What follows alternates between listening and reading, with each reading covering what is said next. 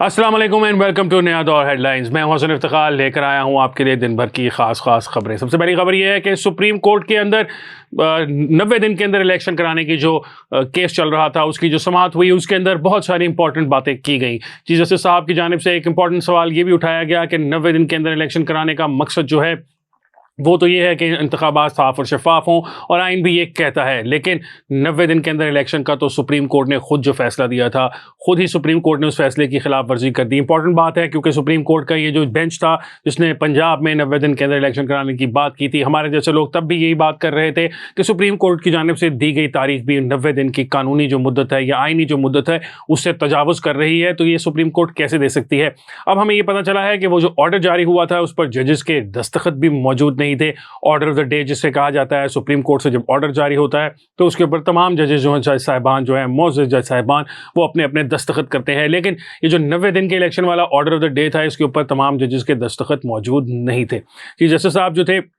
उन्होंने इस्तफसार किया था कि ये जो सारा सिस्टम है इंटरिम गवर्नमेंट्स का, ये तो ज़ियाउल हक साहब लेकर आए थे, और ज़ियाउल हक साहब एक डिक्टेटर थे, तो उनका क्या मकसद था कि वो जमहूरियत को सपोर्ट करने या जमहूरियत को स्ट्रॉन्ग करने के लिए तो नहीं लेकर आए थे। और ऑब्वियसली आने वाले दिनों में हमने ये देखा भी कि जो इंटरिम गवर्नमेंट के सेटअप होते हैं वो मामलात को मज़ीद मुश्किलात में ही डालते हैं। पाकिस्तान में 2002 और 1988 के दो ऐसे इंतखाबात हैं जो कि इंटरिम सेटअप के कावानीन मौजूद होने के बावजूद भी किसी इंटरिम सेटअप की गैर मौजूदगी में हुए। 1988 के अंदर बेनज़ीर भुट्टो साहिबा जो हैं उनको अक्सरियत मिली, लेकिन वो अक्सरियत जो थी इतनी ज़्यादा नहीं थी कि वो खुलकर अपनी मर्जी कर सकती। पंजाब के अंदर उनको हुकूमत नहीं मिल सकी, सिर्फ फेडरल गवर्नमेंट में वो वज़ीर आज़म बनी थी, मुस्लिम दुनिया की पहली वज़ीर आज़म थी। और 2002 के अंदर जब मुशर्रफ साहब यहाँ पर मौजूद थे, पाकिस्तान में मार्शल लॉ लग चुका हुआ था। उसके बाद जब पाकिस्तान को मार्शल लॉ से डेमोक्रेसी की तरफ लेके जाया जा रहा था तो 2002 के इंतखाबात का वक्त था। उसके अंदर भी पाकिस्तान के अंदर इंटरिम सेटअप कोई मौजूद नहीं था या कोई इस किस्म का सेटअप मौजूद नहीं था, इवन दो आइन जो था वो तकाजा करता था कि पाकिस्तान के अंदर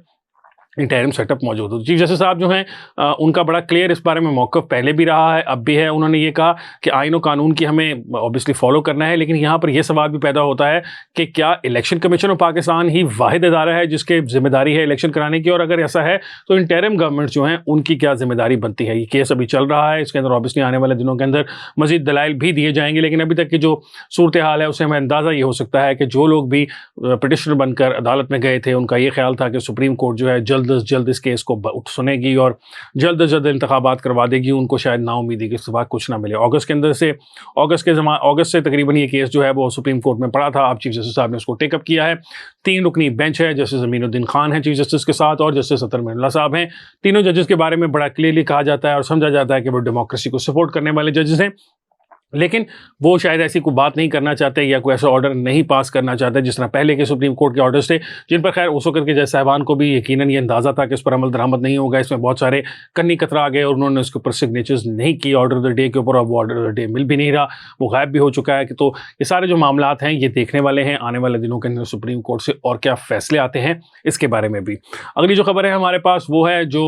सुप्रीम कोर्ट से मुतल्लिक है। सुप्रीम कोर्ट ने मिलिट्री कोर्ट्स का जो केस था उसके अंदर फैसला दिया था कि इलीगल करार दे दी थी मिलिट्री कोर्ट्स का। कहा था कि तकरीबन 108 के करीब लोग हैं, उनके जो ट्रायल हैं वो आम अदालतों में, आम फौजदारी अदालतों में या स्पेशल अगर कोई एंटी टेररिज्म कोर्ट्स हैं तो उनमें चलाया जाए। सिविलियंस का मिलिट्री ट्रायल नहीं हो सकता, ये सुप्रीम कोर्ट ने कहा था। लेकिन अब हम आपको इतला ये दे रहे हैं कि वफाकी हुकूमत जो है उसने फैसला कर लिया है कि सुप्रीम कोर्ट के इस फैसले के खिलाफ अपील में जाएंगी, और ये फैसला जो है यकीनन आने वाले दिनों के अंदर काबीना के अंदर भी पेश किया जाएगा, इंटरिम गवर्नमेंट की काबीना के भी पेश किया जाएगा, और काबीना से अप्रूवल लेने के बाद सुप्रीम कोर्ट से फेडरल गवर्नमेंट राब्ता कायम करेगी। जब इस पर हमारी बात हुई एक दो लोगों के साथ जो कि इस वक्त हुकूमत में मौजूद है, फेडरल गवर्नमेंट में मौजूद हैं, तो उनका ये कहना था कि सुप्रीम कोर्ट ने जो फैसला दिया है वो अपने ही उनके पुराने फैसलों की खिलाफ वर्जी है। सुप्रीम कोर्ट खुद ही पहले भी एक लार्जर बेंच के अंदर जो कि 12-13 जजों के ऊपर मुश्तमिल बेंच था, उसके अंदर ये फैसला सुना चुकी है कि मिलिट्री के कोर्ट्स के अंदर सिविलियंस का ट्रायल हो सकता है अगर वो सिविलियंस जो हैं वो मिलिट्री के ऊपर अटैक करने में मतलूब हैं, या उन्होंने मिलिट्री को टारगेट करने की कोशिश की थी, या फौजी अहदाफ को निशाना बनाया था, या फौजी अफसरान को निशाना बनाने की कोशिश की थी। तो उनका ये कहना है कि ये जिसकी प्रेसिडेंस मौजूद है, सुप्रीम कोर्ट खुद इस बात को फैसला कर चुकी है, दे चुकी है इस बात के ऊपर पहले फैसला, उसको कम बेंचेस में यानी कि कम जजेस पर मुश्तमिल बेंच ज़्यादा जजेस वाले बेंच के फैसले को रद्द इतने आराम से नहीं कर सकता। उनके ख्याल में सुप्रीम कोर्ट ने ये गलत फैसला किया है और उसके बारे में वो अपील में जाने का अपना हक भी रखते हैं और वो उस हक को इस्तेमाल भी करेंगे। इसके बारे में इस्टेब्लिशमेंट जो है, यानी कि जो पाक फौज है या पाकिस्तान की जो इस्टेब्लिशमेंट है, वो भी कुछ ज़्यादा खुश दिखाई नहीं देती सुप्रीम कोर्ट के अमल से, क्योंकि उनके ख्याल में सुप्रीम कोर्ट ने ये आखिरी कोशिश की है इमरान खान साहब और उनकी तहरीक इंसाफ के जो रहनुमा हैं उनको एक ऐसा रिलीफ देने की जो कि वो डिज़र्व नहीं करते। आने वाले दिनों में सुप्रीम कोर्ट के अंदर इसके अंदर भी चपकश का आगाज़ हो सकता है। देखना ही होगा कि जब अपील दायर की जाएगी तो काजी फायजी साहब जो हैं उसके ऊपर क्या बेंच बनाते हैं। क्या काजी फायजी साहब फुल कोर्ट का एक बेंच बुला लेंगे जिसमें तमाम के तमाम सुप्रीम कोर्ट के जजेस बैठकर ये केस सुनेंगे, और अगर ऐसा होता है तो उस केस का क्या फैसला होगा, उस केस का जो मुस्तकबिल है वो क्या होगा, क्योंकि हम सब जानते हैं कि इस वक्त सुप्रीम कोर्ट काफ़ी हद तक डिवाइडेड है। एक तरफ तो जस्टिस उमर अता बंदयाल जो साबिक चीफ जस्टिस थे उनका एक गैंग के लोग हैं, और दूसरी तरफ जस्टिस काजी फायजी साहब के साथी हैं। और इस वक्त जो सुप्रीम कोर्ट की कॉम्पोजिशन है, और वो हमें नज़र भी आई उस फैसले के अंदर जो कि अभी पिछले दिनों हुआ है प्रैक्टिस एंड प्रोसीजर एक्ट का, उसके अंदर हमें नज़र भी आया कि एक जो जज है वो ज़्यादा है जस्टिस उमर अता बंदयाल साहब की साइड की तरफ। तो अगर ये आर्मी केस जो है, आर्मी मिलिट्री कोर्ट्स का केस, अगर ये भी दोबारा से सुप्रीम कोर्ट टेकअप कर लेती है और फुल कोर्ट के सामने पेश किया जाता है जिसमें तमाम का तमाम बेंच बैठा होगा, तो देखने वाली बात होगी कि तब क्या फैसला होता है। वैसे तो पाकिस्तान मुस्लिम लीग नून जब इक़्तिदार में थी तो कम से कम 2 जजेस ऐसे हैं जो उन्होंने साजबाज करके उस वक्त के जो चीफ जस्टिस उमर अता बंदयाल साहब उनके साथ मिलकर लगवाए थे, और वो दोनों जजेस जो हैं वो अब जाकर अपोजिट साइड पर बैठ गए हैं। तो पाकिस्तान मुस्लिम लीग नून के लिए भी ये सवाल तो पैदा होता है कि उन्होंने जिन लोगों को मदद करके सुप्रीम कोर्ट में बिठाया वो उनके मतवक्के जो उनकी उम्मीदें हैं उनके खिलाफ फैसले दे रहे हैं। लेकिन शायद पाकिस्तान मुस्लिम लीग नून भी इस मौके के ऊपर सुप्रीम कोर्ट को के साथ ज़्यादा छेड़छाड़ करने की कोशिश नहीं करेगी, क्योंकि उनके अपने लीडर मियां मोहम्मद नवाज शरीफ साहब जो हैं उनके केसेस इस्लामाबाद हाई कोर्ट में लगे हुए हैं, और उनकी उम्मीद यही है कि वहाँ से उनको खास रिलीफ मिल जाए ताकि मियां नवाज शरीफ साहब जो है वो अपनी कैंपेन चला सकें। प्रोग्राम के आखिरी हिस्से में बात करेंगे हम, आखिरी जो हमारा सेगमेंट है उसमें हम बात करेंगे पाकिस्तान पीपल्स पार्टी के बारे में। आप लोगों ने देखा होगा कि पाकिस्तान पीपल्स पार्टी के बहुत सारे रहनुमा जो हैं वो वक्तन फ़वक्तन या तो प्रेस कॉन्फ्रेंसेज में या सोशल मीडिया पर या टेलीविजन प्रोग्रामों में बैठकर ये बात कर रहे हैं कि लेवल प्लेइंग फील्ड नहीं मिल रही, आने वाले दिनों में कोई और सिलेक्ट होने जा रहा है, और इस किस्म की तमाम बातें जो हैं। इसके पीछे एक बहुत बड़ी कहानी है, और कहानी ये है कि आज से चंद माह कबल, तकरीबन आज से 6 माह के करीब पहले की बात है कि पाकिस्तान पीपल्स पार्टी के सीनियर रहनुमा जो आसिफ अली जरदारी साहब हैं और बिलावल भुट्टो जरदारी साहब हैं, इनकी एक मुलाकात हुई थी इस्टेब्लिशमेंट की, पाकिस्तान के एक बहुत बड़ी जो शख्सियत हैं उनसे, और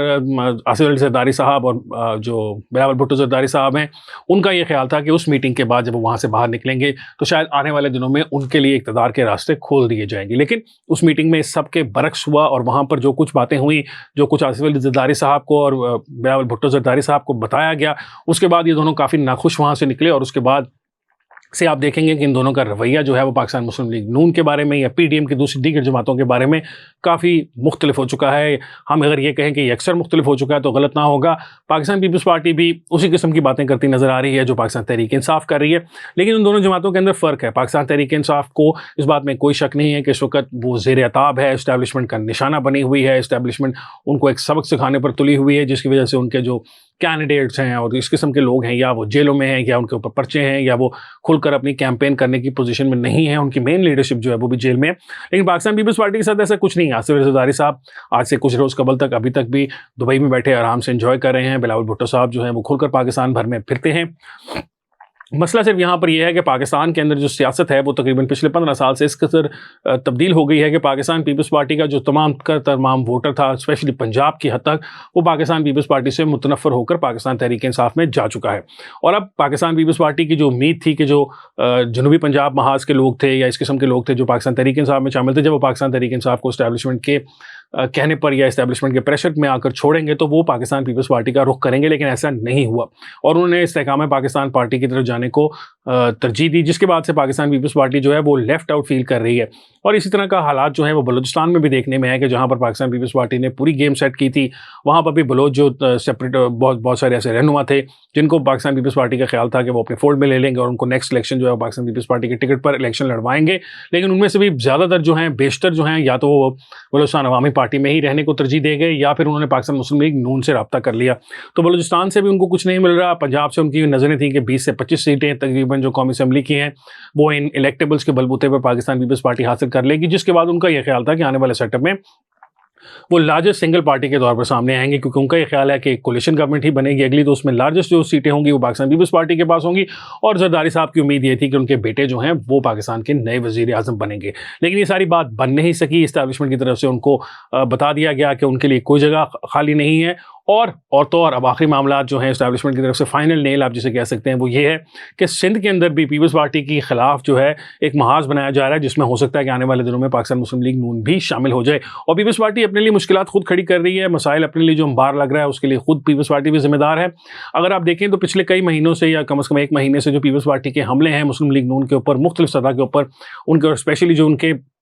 सेकंड टीयर लीडरशिप है पाकिस्तान पीपल्स पार्टी की, वो तो खुलकर डीलों की बातें और इस किस्म की बातें कर रहे हैं। तो पाकिस्तान पीपल्स पार्टी अगर खुलकर नून लीग पर हमले करेगी, और पाकिस्तान पीपल्स पार्टी का ख्याल ये था कि वो नून लीग के गढ़ पंजाब से कुछ सीटें निकाल के ले जाएगी जो कि नून लीग के वोट बैंक को डेंट कर रहा होगा या नून लीग की सीटों को डेंट कर रहा होगा, तो इस बात से अक्सर हम इस बात को रद्द नहीं कर सकते इस इम्कान को कि पाकिस्तान मुस्लिम लीग नून भी बदलाव उतारने पर आ जाएगी और सिंध के अंदर जाके वो पाकिस्तान पीपल्स पार्टी के खिलाफ किसी कोलिशन का हिस्सा बन जाएगी। जमीयत उलमा इस्लाम फजल रहमान का जो ग्रुप है वो ऑलरेडी ही GDA के साथ जा रहा है, तो अगर ऐसा कुछ हो जाता है और एक ग्रैंड कोई अलायंस नया सिरे से बन जाता है पीपल्स पार्टी का सिंध में रास्ता रोकने के लिए, तो पीपल्स पार्टी के लिए बहुत सारी मुश्किलात हो जाएंगी। पीपल्स पार्टी की सारी जो मुश्किलात हैं इसमें पीपल्स पार्टी का अपना रोल बहुत ज़्यादा है। सिंध की जो बैड गवर्नेंस रही है, तकरीबन 10 साल 15 साल से उनकी हुकूमतें वहाँ पर चल रही हैं, उसके अंदर जो बैड गवर्नेंस रही है वो भी इसका पार्ट रही है। और उसके अलावा ये रीज़न भी रही कि एस्टैब्लिशमेंट के साथ मिलकर पाकिस्तान पीपल्स पार्टी ने पहले भी जमहूरियत का गला घोटने की बहुत सारी कोशिशें की थी, इस बार उनकी दाल नहीं गली। उन्होंने भी अर्जी डाली हुई थी, पाकिस्तान मुस्लिम लीग नून की तरफ से भी एस्टैब्लिशमेंट के साथ रवाबत बहाल करने की